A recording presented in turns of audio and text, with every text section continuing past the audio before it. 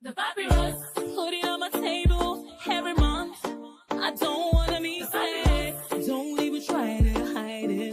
No, I don't wanna lose it. And you see how it is, it's so inviting. The papyrus, we're all so alive. The papyrus. Hello, welcome to the Papyrus TV News Update. First, the headlines. Tinubu appoints new rector of Ncat Zaria. Private polytechnics urge Tinubu to abolish HND BSc dichotomy. NDLEA commissions first ever barracks after 35 years. FCT resident hails Wike as Kalmo Market opens for business. EFCC warns local government chairman, no immunity for fraud probes. Nigeria sues Binance for $79.5 billion over economic losses. Tinubu tax burden, boosting revenue or strangling the economy. Now the news in details. President Bola Ahmed Tinubu has appointed Dr. Danjuma Adamu Ismail as the new rector and chief executive of the Nigerian College of Aviation Technology, NCAT Zaria. A statement by the special advisor to the president on information and strategy, Bayo Onanuga, announced the appointment, highlighting Dr. Ismail's expertise in air transportation management, transport economic policies, and aviation security. Dr. Ismail, a graduate of Ahmadu Bello University, Zaria, with a degree in physics 1989, also holds a postgraduate diploma in transportation. He has attended several aviation management courses and is a member of Royal Aeronautical Society UK and the Air Transport Research Society. Before his appointment, he was a lecturer at the Federal University of Transportation, Daura. Meanwhile, the Association of Private Polytechnics in Nigeria have called on President Bola Ahmed Tinubu to sponsor a bill abolishing the long-standing dichotomy between higher national diploma (HND) and bachelor's degree.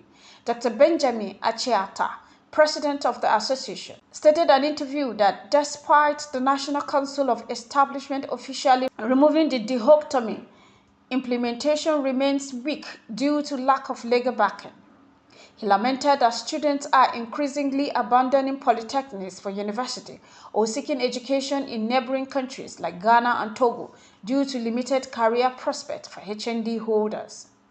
Achiata also advocated for converting the National Board for Technical Education, NBTE, into a commission which would allow polytechnics to award Bachelors of Technology, B.Tech, degree and attract more students. Moving on, the federal government has inaugurated the first ever barracks for the National Drug Law Enforcement Agency, NDLEA, marking a milestone in the agency's 35 years history.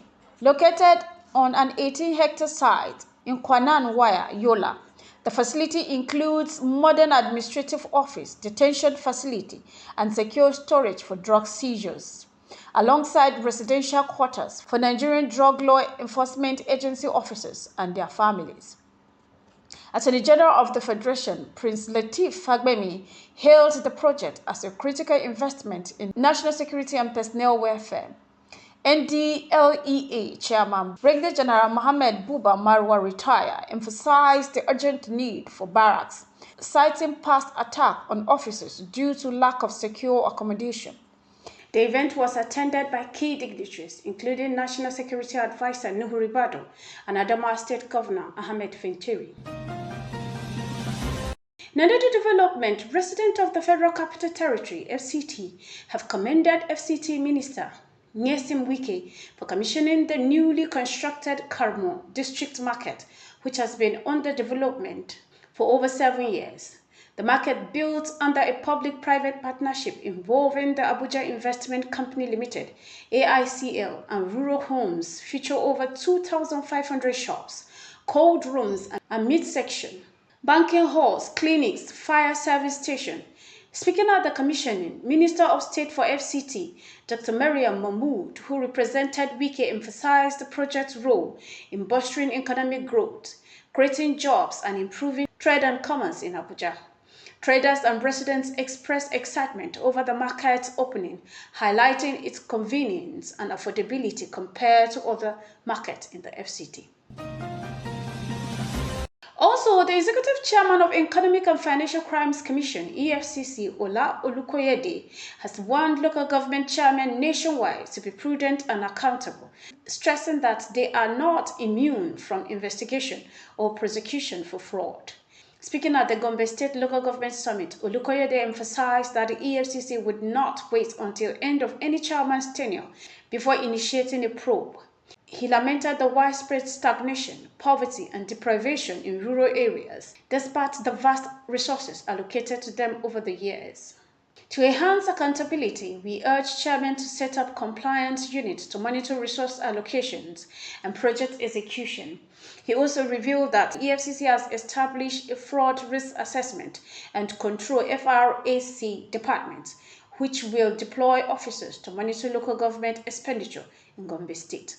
Meanwhile, the chairman of the Independent Corrupt Practices and Other Related Offences Commission, ICPC, Musa Aliu, expressed dismay that only 7 out of Nigeria's 774 local governments have websites, making it difficult to track their expenditure.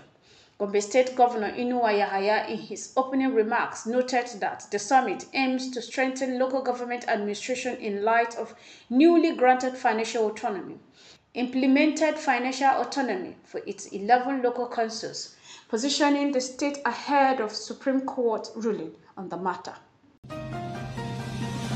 The federal government of Nigeria has filed a lawsuit against Binance, the world's largest cryptocurrency exchange, demanding $79.5 billion in damages for economic losses allegedly caused by its operations in the country.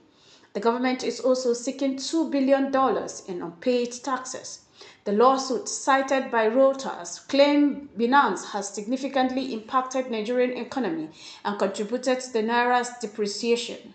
The government previously detained 2 Binance executives in 2024 amid a broader crackdown on cryptocurrency platform for facilitating naira trading. The Federal Inland Revenue Service, FIRS, urged that Binance has a significant economic presence in Nigeria and it is therefore liable for corporate income tax. The agency is seeking court approval for Binance to pay back taxes for 2022 and 2023, plus a 10% annual penalty and a 26.75% interest rate on unpaid amounts. Binance, which is not registered in Nigeria, has now responded to the lawsuit, but previously stated it was working with Federal Inland Revenue Service to resolve potential tax liabilities.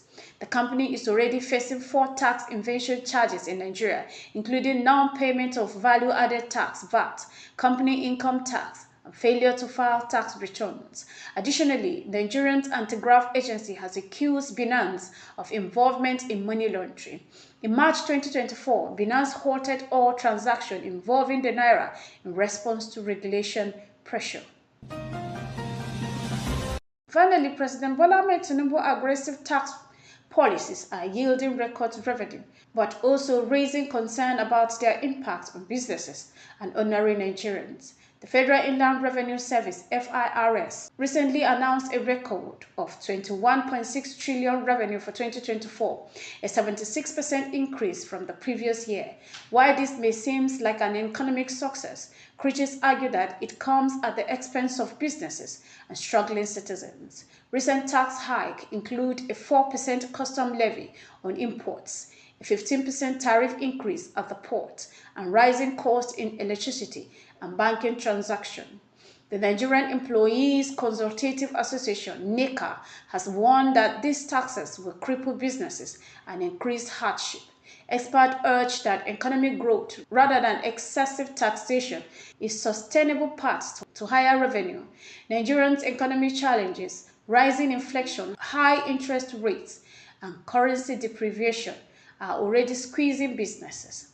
Additional tax burden could stifle investment and worsen economic downturn. This has been the Papyrus TV Africa. The papyrus, put it on my table every month. I don't